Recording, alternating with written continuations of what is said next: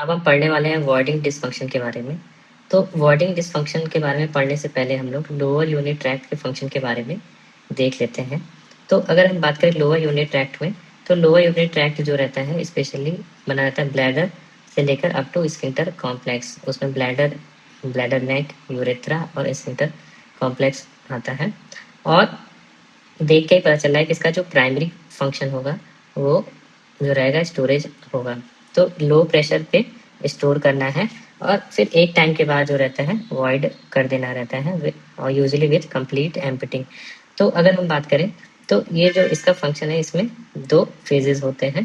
पहला रहता है स्टोरेज फेज और दूसरा रहता है वॉइडिंग फेज। तो स्टोरेज फेज की अगर हम बात करें तो इसमें जो रहता है बेसिकली इसमें डेट्रूसर रिलैक्स रहता है और स्फिंक्टर जो है वो कॉन्ट्रैक्ट करता है। तो डेट्रूसर रिलैक्सेशन के लिए यूजुअली सिंपैथेटिक सिस्टम रिस्पॉन्सिबल रहता है, जबकि स्फिंक्टर कॉन्ट्रैक्शन के लिए पुटेंडल नर्व जो कि ओनफ न्यूक्लियस से सप्लाइड होता है। फिर जो रहता है वॉइडिंग की बात करें तो वॉइडिंग के लिए जो सबसे ज़्यादा इंपॉर्टेंट होता है वो होता है डेट्रूसर कॉन्ट्रैक्शन और साथ में स्फिंक्टर रिलैक्सेशन। तो डेट्रूसर कॉन्ट्रैक्शन के लिए पैरासिम्पैथेटिक सिस्टम इन्वॉल्व रहता है और ये जो पूरा फंक्शन कोऑर्डिनेट करता है वो क्वांटाइल मैच्योरेशन कंट्रोल करता है, वो रिस्पॉन्सिबल होता है फॉर वॉइडिंग। तो अगर हम बात करें neural control of the lower unit tract, तो वो शुरू होता है सेंट्रल कंट्रोल से। तो सेंट्रल कंट्रोल में तीन एरिया होते हैं। एक होता है प्री फ्रंटल एरिया जिसको फ्रंटल कॉर्टेक्स भी बोलते हैं और ये यूजुअली रिस्पॉन्सिबल होता है कॉन्शियस कंट्रोल के लिए। तो यूजुअली हमें यूरिन लगने के बाद ये अप्रोप्रिएट जगह है कि नहीं, यहाँ पे करना है कि नहीं, ये सब चीज़ें जो हमें रहता है प्री फ्रंटल एरिया से पता चलता है, जिसको फ्रंटल कॉर्टेक्स भी बोलते हैं। तो इस तरह के जो कॉन्टिनेंस होता है उसको बोलते हैं सोशल कॉन्टिनेंस। फिर जो अगला रहता है वो रहता है पोंटाइन मैच्योरेशन सेंटर और पोंटाइन मैच्योरेशन सेंटर में जो मेन न्यूक्लियस होता है वो होता है बैरिंगटन न्यूक्लियस और ये जो रहता है कोऑर्डिनेशन का काम होता है इसका। बेसिकली अगर बात करें तो डेट्रूसर कॉन्ट्रैक्शन और स्फिंक्टर रिलैक्सेशन में। फिर जो तीसरा इंपॉर्टेंट रीजन होता है सेंट्रल वो होता है पेरी एक्विडक्टल ग्रे रीजन। तो जो ब्लैडर से जो एफरेंट फाइबर्स होते हैं वो सबसे पहले अगर जाते हैं कहीं तो वो यही रहता है और इसलिए इसको रिले सेंटर भी बोलते हैं। तो ये एफरेंट सिग्नल रिसीव करता है फ्रॉम ब्लैडर स्ट्रेच रिसेप्टर्स। फिर अगर हम बात करें स्पाइनल कंट्रोल की, तो स्पाइनल कंट्रोल बेसिकली 3 लेवल पे होता है। पहला रहता है T10 से L2। तो T10 से जो L2 रहता है वो सिंपैथेटिक कंट्रोल होता है और sympathetic system basically hypogastric nerve के थ्रू कंट्रोल करता है। सिंपैथेटिक सिस्टम जो रहता है ब्लैडर को रिलैक्स रखता है, डेट्रूसर को रिलैक्स रखता है और मेनली काम करता है बीटा 3 रिसेप्टर पे और साथ ही साथ जो इंटरनल स्फिंक्टर रहता है उसको कॉन्ट्रैक्टेड रहता है जिसमें कि अल्फा 1 रिसेप्टर्स होते हैं। फिर जो अगला है वो है S2, S3, S4 और उसमें दो चीज़ें होती हैं। पहला जो रहता है पैरासिम्पैथेटिक नर्व्स। पैरासिम्पैथेटिक नर्व जो रहता है बेसिकली पेल्विक नर्व के थ्रू सप्लाई होता है और वो डेट्रूसर को कॉन्ट्रैक्ट कराते हैं with the help of M3 receptors. तो डेट्रूसर को रिलैक्सेशन के लिए बीटा 3 और कॉन्ट्रैक्शन के लिए M3। तो 3 रिसेप्टर्स होते हैं। फिर अगला जो है अगर हम बात करें तो वो है S2, S3, S4 और इस समय जो सप्लाई होती है वो रहती है सोमैटिक जो कि पुडेंडल नर्व होती है और ये बेसिकली ओनफ न्यूक्लियस के थ्रू एक्सटर्नल स्फिंक्टर को कंट्रोल करती है। फिर अब सेंट्रल के बाद हमने स्पाइनल देख लिया, अब बात करते हैं पेरिफेरल रिसेप्टर्स या न्यूरोट्रांसमीटर्स की। तो पेरिफेरल रिसेप्टर्स की अगर हम बात करें तो हमने सबसे पहले देखा कौन सा है, मस्करेनिक रिसेप्टर M3 और इसके लिए जो बेसिकली रहता है इस पे एसिटाइल कोलिन काम करता है और एसिटाइल कोलिन क्या कराता है, कॉन्ट्रैक्शन। फिर जो दूसरा रिसेप्टर है वो बेसिकली है बीटा 3 रिसेप्टर्स। बीटा 3 रिसेप्टर्स जो रहता है बेसिकली सिंपैथेटिक सिस्टम यूज करते हैं फॉर रिलैक्सेशन और सिंपैथेटिक सिस्टम जो रहता है वो न्यूरोट्रांसमीटर क्या होता है, नॉर एपिनेफ्रिन। उसी सेम तरीके से जो सिंपैथेटिक सिस्टम होता है अल्फा 1 रिसेप्टर्स पे भी काम करते हैं और जो रहता है इंटरनल स्फिंक्टर को कॉन्ट्रैक्ट कर करके रखते हैं। तो ये जो इंटरनल स्फिंक्टर रहता है वो बेसिकली नॉर एपिनेफ्रिन से कंट्रोल होता है। फिर उसके बाद कुछ इनिबिटरी स्पाइनल सिग्नल्स भी होते हैं और अगर हम बात करें इनिबिटरी स्पाइनल सिग्नल्स की तो ग्लाइसिन और गाबा जो रिसेप्टर होता है वो रिसीव करते हैं। फिर अब बात करते हैं एफरेंट फाइबर्स की। तो एफरेंट फाइबर्स में दो तरह के फाइबर्स होते हैं, एक होता है ए डेल्टा फाइबर्स, दूसरा होता है सी फाइबर्स। तो ए डेल्टा फाइबर जो रहता है नॉर्मल ब्लैडर फीलिंग को लेकर के जाता है या स्ट्रेस को लेकर के जाता है, जबकि सी फाइबर जो रहता है नॉसिसेप्टिव या पैथोलॉजिकल सिग्नल लेकर के जाते हैं, मेनली ड्यू टू इन्फ्लेमेशन या न्यूरोजेनिक डिसफंक्शन। तो अब बात करते हैं बच्चों में कि कैसे डेवलपमेंट होता है यूरिनेशन का। तो अगर सबसे पहले नियोनेट्स की बात करें तो नियोनेट्स जो रहता है वो उनको कोई सोशल अवॉइडिंग की ज़रूरत नहीं होती, सोशल कॉन्टेक्ट की ज़रूरत नहीं होती, वो कहीं भी यूरिनेट कर सकते हैं। तो जो वो यूरिनेट करते हैं बेसिकली वो रिफ्लेक्सिवली करते हैं और ये बेसिकली अंडर स्पाइनल कॉर्ड के होता है, जिसको स्पाइनल रिफ्लेक्स भी मिलते हैं। फिर 1 से 2 साल लग जाते हैं, जो अगर हम बात करें तो यूजुअली 2 साल लग जाते हैं उनको ब्रेन स्टेम से कोऑर्डिनेट करने में। फिर 2 से 5 साल तक अगर हम बात करें कि अगर ये कंट्रोल नहीं हुआ तो बच्चे जो रहते हैं इनकॉन्टिनेंस के साथ प्रोड्यूस करते हैं। तो यूजुअली जो ब्रेन स्टेम कोऑर्डिनेशन है वो 1 से 2 में डेवलप होता है और वो जो मैच्योर होता है कॉर्टिकल इनिबिशन मैच्योर होता है, जिसके बाद बच्चों को वॉलेंटरी कंट्रोल आता है, वो 2 से 5 साल के बीच में आता है। और आफ्टर 5 ईयर्स अगर हम बात करें तो 5 साल के बाद बच्चा बिल्कुल फुली मैच्योर कॉन्टिनेंस होता है। और 5 साल के बाद अगर किसी में डिसफंक्शन है तो यूजुअली उसको पैथोलॉजिकल मानते हैं। तो अगर ये कॉर्टिकल इनिबिशन जो फेलियर अगर हो जाएगा तो ऐसे केस में ओवर एक्टिव ब्लैडर डेवलप करता है। तो ये चीज़ ध्यान रखना है कि कॉर्टिकल इनिबिशन जो है अगर सही से नहीं होगा तो फिर ओवर एक्टिव होगा। तो अगर बात करें फंक्शनल क्लासिफिकेशन की तो सबसे पहला जो ब्लैडर टाइप होता है वो होता है ओवर एक्टिव ब्लैडर। तो ओवर एक्टिव ब्लैडर में जो मेनली सिम्टम्स होंगे वो अर्जेंसी और अर्ज इनकंटिनेंस के होते हैं। और इसमें अगर हम बात करें तो जो डेटूसर रहता है उसका अनइनहिबिटेड कॉन्ट्रैक्शंस होता है। इसमें जो यूरोफ्लो पैटर्न मिलता है बेसिकली वो टावर मिलता है, एक टावर सा मिलेगा। और इसमें जो है ट्रीटमेंट अगर हम बात करें ओवर एक्टिव ब्लैडर पे तो इस ओवर एक्टिव ब्लैडर को हमें शांत करना रहता है। और शांत करने के लिए कौन होता है सिंपैथेटिक, तो हम बीटा 3 एगोनिस्ट देंगे मेरा बैकग्राउंड, या हम लोग इसको शांत करने के लिए एंटीकोलिनर्जिक्स दे सकते हैं, क्योंकि जो पैरासिम्पैथेटिक सिस्टम है वही कॉन्ट्रैक्ट कराता है। फिर जो अगला प्रॉब्लम है वो है डिसफंक्शनल वॉइडिंग। डिसफंक्शनल वॉइडिंग की बात करें तो जो रहता है उसमें स्फिंक्टर जो रहता है वो वॉइडिंग के समय कॉन्ट्रैक्शन जो रहता है उसमें प्रॉब्लम आती है। तो इसकी वजह से क्या होता है यूरोफ्लो पे स्टैकाटो पैटर्न मिलता है। तो स्टैकाटो पैटर्न जो रहेगा अगर बात करें तो नाम से ही पता चल रहा है, स्टैकाटो का मतलब हो गया sphincter, S for staccato, S for sphincter. तो स्फिंक्टर जो रहता है वॉइडिंग करते समय कब उसको कॉन्ट्रैक्ट करना है वो नहीं कर पाता है। तो इसकी वजह से इंटरप्टेड फ्लो होता है, स्टैकाटो होता है और ईएमजी पे भी एक्टिविटी दिखती है। तो ऐसे में जो रहता है हमें बायो फीडबैक थेरेपी देना रहता है और कई बार जो है ड्रग थेरेपी यूरोथेरेपी दे सकते हैं। फिर जो तीसरा है वो है अंडर एक्टिव ब्लैडर। और अंडर एक्टिव ब्लैडर के केस में जो डेट्रूसर होता है काफ़ी वीक होता है, तो जिसकी वजह से स्ट्रीम जो रहता है काफ़ी वीक होती है। जो ब्लैडर होता है उसकी कैपेसिटी काफ़ी लार्ज हो जाती है और पीवीआर जिसकी वजह से काफ़ी बढ़ जाता है। इसमें अगर हम बात करें अंडर एक्टिव ब्लैडर में तो इसमें जो यूरोफ्लो पैटर्न मिलता है यूजुअली प्लेटो मिलता है।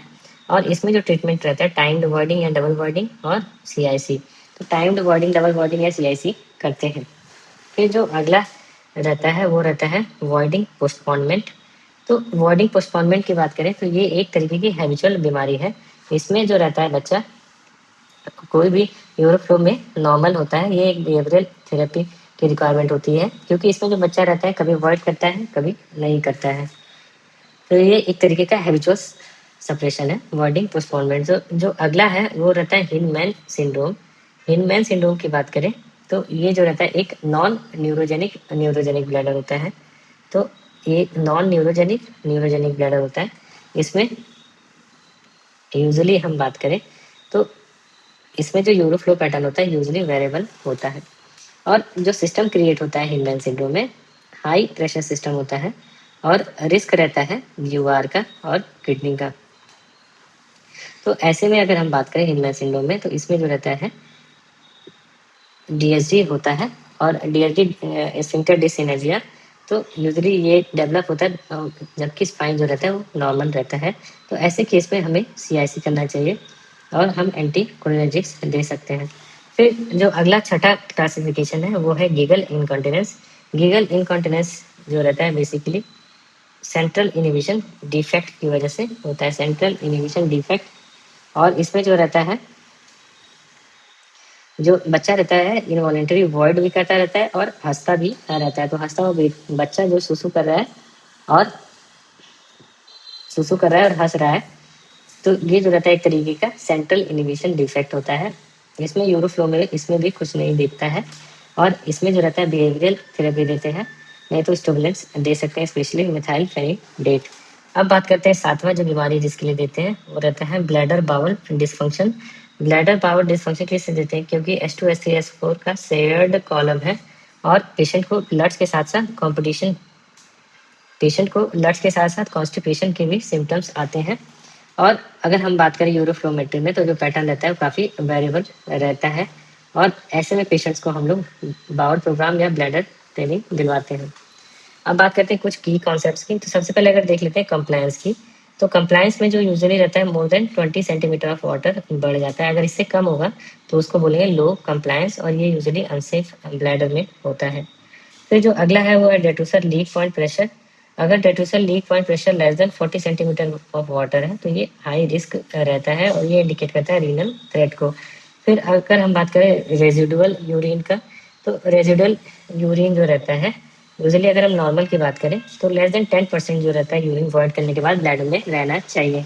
तो रेजिडुअल यूरिन मिलता है, हाई पीवीआर मिलता है, तो इसका मतलब है कि इनकम्प्लीट एम्पिटिंग है, तो ये चीज़ मिल सकता है। फिर जो अगला है यूरोफ्लोमेट्री। यूरोफ्लोमेट्री की बात करें तो नॉर्मल यूरोफ्लोमेट्री बेल शेप्ड होती है और इसमें कोई डिस्टॉर्शन होता है तो बेसिकली ये ऑब्स्ट्रक्शन या डिससिनर्जिया हो रहता है। फिर अब बात करते हैं रिस्क स्ट्रेटिफिकेशन की। तो रिस्क स्ट्रेटिफिकेशन की बात करें तो उसमें दो तरह के ब्लैडर होते हैं बच्चों में, safe bladder, unsafe bladder. Safe bladder जो रहता है यूजुअली लो प्रेशर सिस्टम होते हैं, गुड कंप्लायंस होते हैं और कंप्लीट एम्पिटिंग होती है।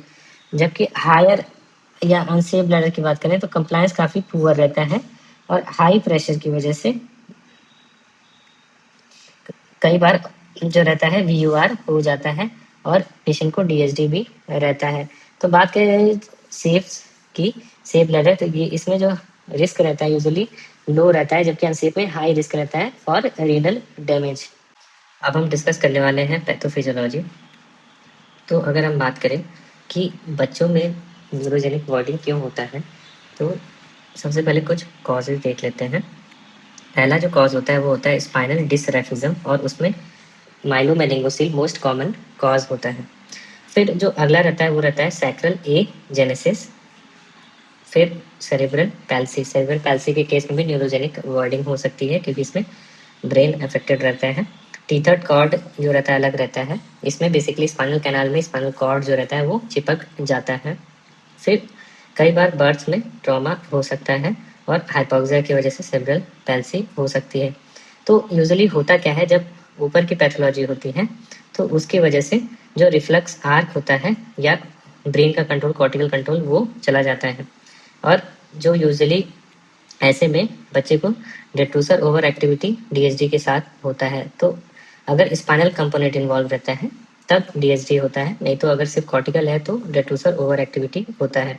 और अगर सैक्रल पार्ट इन्वॉल्व रहता है तो ऐसे में लोअर मोटर न्यूरॉन लीजन अगर होता है तो ए कॉन्ट्रैक्टाइल ब्लैडर होगा।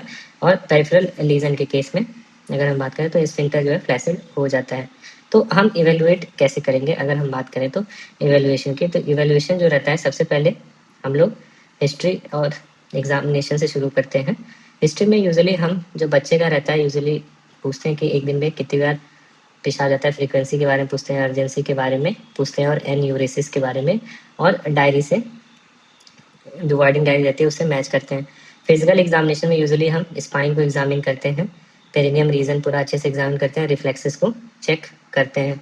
फिर अल्ट्रासाउंड की बात करें तो अल्ट्रासाउंड में हम जो है वॉल थिकनेस चेक करते हैं और कोई हाइड्रोनेफ्रोसिस है कि नहीं वो भी पता चल सकता है, और PVR जो है अगर ब्लैडर में रिमेनिंग है तो वो भी पता चल सकता है।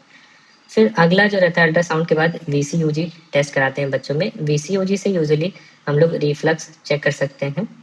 फिर VCUG में यूरेथ्रा जो रहता है, पोस्टीरियर यूरेथ्रा, वो भी पता चल जाता है और ब्लैडर का कंटूर कैसा है वो भी दिख जाता है। फिर उसके बाद कई बार हम लोग यूरोफ्लोमेट्री के साथ EMG कराते हैं और इससे हमें फ्लो का पैटर्न पता चल सकता है और स्पिंटर की एक्टिविटी भी पता चल सकती है। अगर ज़रूरत है तो हम यूरोडायनेमिक्स भी करा सकते हैं। यूरोडायनेमिक्स बच्चों में ज़रूरी इसलिए होता है कि हमें डीएलपीपी जानना रहता है और डीएलपीपी से हम लोग सेफ और अनसेफ ब्लैडर में क्लासीफाई कर सकते हैं। दूसरा जो है ब्लैडर का कंप्लायंस जान सकते हैं और तीसरा जो है डेटूसर एक्टिविटी के बारे में जान सकते हैं। फिर अगला जो है वो होता है रीनल स्कैन। रीनल स्कैन में बेसिकली हम बात करें तो अपर ट्रैक्ट डैमेज को एसेस कर सकते हैं। तो मैनेजमेंट प्रिंसिपल की बात करें तो हमारा जो गोल होता है वो 3 तरीके का होता है। सबसे पहला गोल होता है हमारा, तो वो रहता है रीनल फंक्शन को प्रिजर्व करना। दूसरा जो रहता है कॉन्टिनेंस अचीव करना और तीसरा रहता है इन्फेक्शन को प्रिवेंट करना। तो सबसे पहले अगर हम बात करें हम ये तीनों गोल कैसे अचीव करते हैं, तो शुरुआत होती है यूरोथेरेपी से। यूरोथेरेपी में बेसिकली अगर हम बात करें तो ये जो रहता है हम टाइम्ड वार्डिंग कराते हैं बच्चे का। हर टाइम टू टाइम उसको उठाते हैं घड़ी के हिसाब से, 9 बज गया 12 बज गया यूरिन पास करवाते हैं। और रात को फ्लूइड नहीं लेना है जिससे कि यूरिन जो है उसका रात को दिक्कत ना हो, तो फ्लूइड कंट्रोल कराते हैं। इसको हम लोग बोलते हैं यूरोथेरेपी। तो यूरोथेरेपी एक तरीके का जो रहता है बिहेवियरल थेरेपी है, उसी को यूरोथेरेपी बोलते हैं। और ये अगर हम बात करें तो अगर नॉन न्यूरोजेनिक डिसफंक्शन है तो उसमें ये फर्स्ट लाइन होता है। तो अगर पूरा ब्रेन इंटैक्ट है, नॉन न्यूरोजेनिक डिसफंक्शन है, तो ऐसे में ये फर्स्ट लाइन हम लोग फर्स्ट लाइन की तरह ले सकते हैं। फिर दूसरा जो रहता है in case of over active bladder, bladder काफ़ी ओवर एक्टिव है और उसका कंप्लायंस भी कम है, तो ऐसे केस में जो रहता है ओवर एक्टिविटी जो रहता है रिजेंबल करती है पैरा सिंपैथेटिक से। तो अगर इसमें हमें शांत करना होगा तो शांत करने के लिए हम यूज़ करेंगे एंटी कोलिनर्जिक्स। तो एंटी कोलिनर्जिक्स में बेसिकली अगर हम बात करें तो वो रहता है ऑक्सीब्यूटानिन और टॉलटेरिडीन। तो बच्चों के केस में ऑक्सीब्यूटानिन और टॉलटेरिडीन यूज़ करते हैं। यूजुअली सोलिफिनासिन जो रहता है एडल्ट केसेस में यूज़ करते हैं। फिर अगर हम बात करें ओवर एक्टिव ब्लैडर के लिए तो मीरा बैकग्राउंड भी हम लोग यूज़ कर सकते हैं एज एडजंक्ट। तो मीरा बैकग्राउंड जो रहता है वो बीटा 3 एगोनिस्ट होता है, उसको भी यूज़ कर सकते हैं। फिर जो आउटलेट ऑब्स्ट्रक्शन रहता है उसको रिलीव करने के लिए हम लोग अल्फा ब्लॉकर यूज़ कर सकते हैं और डीएसडी के लिए भी कर सकते हैं। फिर जो अगला है वो रहता है डिसफंक्शनल वॉइडिंग। डिसफंक्शनल वॉइडिंग के लिए हम लोग बायो फीडबैक मैकेनिज्म जो रहता है वो यूज़ कर सकते हैं और उसके थ्रू डिसफंक्शनल वर्डिंग को कंट्रोल कर सकते हैं। फिर इन केस ऑफ एक अंडर एक्टिव या एक कॉन्ट्रेक्टाइल ब्लैडर यूजुअली हम सीआईसी करते हैं, क्लीन इंटरमिटेंट कैथेटराइजेशन। और जो कई बार क्या होता है बच्चे को ब्लैडर के साथ बाउल भी इन्वॉल्व रहता है, इसको ब्लैडर बाउल डिस्फंक्शन बोलते हैं। और ऐसे में हमें जो रहता है बाउल को भी मैनेज करना जरूरी होता है, बाउल मैनेजमेंट बहुत इंपॉर्टेंट होता है। और अगर ब्लैडर का प्रेशर बहुत ही ज़्यादा हाई है तो ऐसे केस में हमें सर्जरी करना पड़ता है और सर्जरी में भी बेसिकली हम लोग ऑगमेंटेशन या डाइवर्जन करते हैं। अब बात करते हैं रिफ्लेक्सेस की जो बच्चों में यूजुअली मिलता है। तो पहला जो रिफ्लेक्स रहता है वो रहता है गार्डिंग रिफ्लेक्स। तो गार्डिंग रिफ्लेक्स जो रहता है अगर हम बात करें तो ये यूजुअली फीलिंग के समय रहता है। स्फिंक्टर जो रहता है वो कॉन्ट्रैक्ट होता है ताकि कॉन्टिनेंस जो है वो मेंटेन रहे, तो ये जो रहता है इसको गार्डिंग रिफ्लेक्स बोलते हैं। दूसरा रहता है स्पाइनल मैच्योरेशन रिफ्लेक्स। अगर हम बात करें तो इसमें क्या होता है ये बच्चों में डोमिनेट होता है, उसमें कॉर्टिकल सेंटर बाद में डेवलप होता है। तो नियोनेट्स के केस में ये ज़्यादा डोमिनेट करता है। इसमें जैसे ब्लैडर फेल होता है स्पाइनल से कॉर्ड से रिफ्लेक्स जाता है और यूरिन पास हो जाता है, कोई भी सोशल जो रहता है वर्डिंग नहीं होती है। फिर तीसरा जो रहता है कॉर्टिकल इनिबिशन। तो कॉर्टिकल इनिबिशन जो रहता है बेसिकली अगर हम बात करें तो रिफ्लेक्स को सप्रेस करता है और जब तक अप्रोप्रिएट टाइमिंग नहीं आती है तो तब तक यूरिन पास नहीं करता है, इसको बोलते हैं सोशल वर्डिंग। तो सोशल वर्डिंग जो रहता है बेसिकली अगर हम बात करें तो कॉर्टिकल ब्रेन से कंट्रोल होता है। तो अब कुछ एडवांस चीज़ें देख लें। तो सबसे पहले अगर हम बात करें ब्रेन इमेजिंग में, तो ब्रेन इमेजिंग में जो पता चलता है कि जो मेन सेंटर इन्वॉल्व रहता है डेट्रोसर कॉन्ट्रैक्शन में वो जो रहता है पीएमसी रीजन रहता है। पीएमसी रीजन जो रहता है एक्टिवेट होता है ड्यूरिंग द डेट्रोसर कॉन्ट्रैक्शन। फिर जो अगला चीज़ है वो रहता है गाबर्जिक पाथवे। तो गाबा जो न्यूरॉन होता है न्यूरोट्रांसमीटर, तो वो जो रहता है इंपॉर्टेंट होता है फॉर कॉन्टिनेंस। तो ये यूजुअली देखा गया है कि in case of over active bladder और गिगल इनकॉन्टिनेंस मतलब हंसते ही यूरिन छूट जाता है, तो उसमें जो रहता है गाबा जो न्यूरॉन पाथवे होता है न्यूरोट्रांसमीटर वो अफेक्टेड रहता है। फिर डोपामीन में 2 तरह के रिसेप्टर होते हैं। अगर हम बात करें डोपामीन की तो 2 तरह के रिसेप्टर होते हैं और एक होता है D1 रिसेप्टर और दूसरा होता है D2 रिसेप्टर। तो D2 रिसेप्टर और D1 रिसेप्टर बिल्कुल ही अपोजिट होते हैं। तो D और जब हम 1 को I ऐसे लिखेंगे तो इसका मतलब होता है इनिबिशन। तो जो D1 रिसेप्टर होते हैं वो इनिबिशन होते हैं, जबकि D2 जो रहता है वो वॉइडिंग के लिए होता है। तो वॉइडिंग प्रमोशन करते हैं। अब बात करें नाइट्रिक ऑक्साइड का, तो नाइट्रिक ऑक्साइड भी एक तरीके का इनिबिटरी न्यूरो ट्रांसमीटर है। ये इनिबिशन करता है और बेसिकली ये जो रहता है यूरेथ्रा को रिलैक्स कराता है। फिर अगर हम बात करें बच्चों में, तो जो बच्चे होते हैं जिसमें अगर हम बात करें डेटूसर ओवर एक्टिविटी मिलता है, तो उसमें जो ईईजी पैटर्न मिलता है उसमें बेसिकली इमेच्योर होता है। और ये बेसिकली इसलिए रहता है, इमेच्योर ईईजी पैटर्न जो रहता है वो डिनोट करता है डिलेड कॉर्टिकल इनिबिशन को। तो बच्चों में जो रहता है डिलेड कॉर्टिकल इनिबिशन होता है, इसलिए ईईजी पैटर्न जो है इमेच्योर होता है। फिर अगर हम बात करें कि न्यूरोमॉड्यूलेशंस के लिए अब जो है कुछ रिसेंटली जो रहता है एमआरआई कंपैटिबल डिवाइसेस यूज होने लगे हैं, और उसमें अगर ट्रेड नेम की बात करें तो उसको एक्सोनिक्स बोलते हैं, और इनको हम जो है बच्चों में यूज कर सकते हैं। तो पीडियाट्रिक यूज के लिए काफ़ी अच्छा रहता है। फिर अगर हम बात करें बायो फीडबैक और यूरोथेरेपी जो हम यूज़ करते हैं, तो बायो फीडबैक और यूरोथेरेपी से ऑलमोस्ट 70 से 80% cases of non neurogenic dysfunction जो रहता है वो सॉल्व हो सकते हैं, उसमें नॉर्मल फ्लो रिस्टोर होता है। फिर अगर हम बात करें बोटॉक्स का, तो बोtulinum टॉक्सिन जो रहता है बच्चों में जो रहता है इसका इंक्रीज्ड यूज बढ़ रहा है, और इसको बेसिकली डेटूसर ओवर एक्टिविटी में यूज करते हैं इन केस ऑफ पीडियाट्रिक जो रहता है उसमें। फिर अगर बात करें, अगर बच्चे का हमने विदिन 6 वीक से ही अर्ली सीआईसी शुरू कर दिया स्पाइना बाइफिडा के केस में, तो इससे जो रहता है ब्लैडर फाइब्रोसिस जो आगे चलकर होगी उसको हम लोग प्रिवेंट कर सकते हैं। अब बात करते हैं लीजन लेवल्स की। लीजन लेवल्स को समझना बहुत ही इंपॉर्टेंट रहता है। पहला अगर हम बात करें सुप्रा पोंटाइन और सुप्रा सैक्रल, तो ये जो रहता है S2, S3 और S4 के ऊपर होता है। सुप्रा पोंटाइन जो रहता है बेसिकली ब्रेन के लिए होता है। तो दोनों में अगर हम बात करें तो हमें ओवर एक्टिव डेटूसर मिलता है। तो दोनों को डिफ्रेंशिएट कैसे करते हैं कि जब स्पाइनल रहेगा या सुप्रा सैक्रल जिसमें थोरैको लंबर आउटफ्लो अफेक्ट होगा T10 से L2 तक अगर हम बात करें, या L1 तक, तो इसमें जो रहता है डी डेटूसर ओवर एक्टिविटी के साथ डीएलटी भी मिलता है। तो डीओ विथ डीएसटी अगर पैटर्न मिल रहा है तो यूजुअली स्पाइनल सेगमेंट इन्वॉल्व है थोरैको लंबर वाला, जबकि सिर्फ डीओ डेटूसर ओवर एक्टिविटी मिल रहा है तो सुप्रा पोंटाइन रहता है, क्योंकि उसमें स्फिंक्टर जो रहता है नॉर्मल रहता है।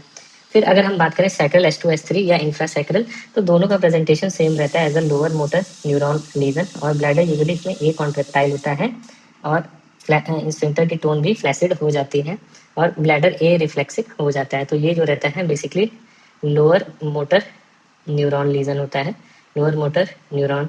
और अगर हम बात करें सुप्रा पोंटाइन और सुप्रा सैक्रल, तो ये रहता है अपर मोटर न्यूरॉन। फिर अगर हम बात करें कि जो रहता है T6 के ऊपर, तो T6 के ऊपर जो रहता है T6 और उसके ऊपर जैसा हमने डिस्कस किया उसमें जो रहता है डीओ विथ डीएसडी मिलेगा, और यूजुअली जो रहता है बीपी भी बढ़ जाता है। बीपी बढ़ जाता है बिकॉज ऑफ ऑटोनॉमिक डिसरिफ्लेक्सिया, और बेसिकली इसमें डेंजरस जो रहता है ब्लड प्रेशर हो जाता है। तो ये चीज़ रहता है, और ऐसे केस में अगर हम जब यूरोडायनेमिक कर रहे हैं और बीपी खूब ज़्यादा है तो डीओ विथ डीएसडी बेसिकली इसमें जो लीजन है T6 के ऊपर है। अब बात करते हैं प्रोग्नोसिस की।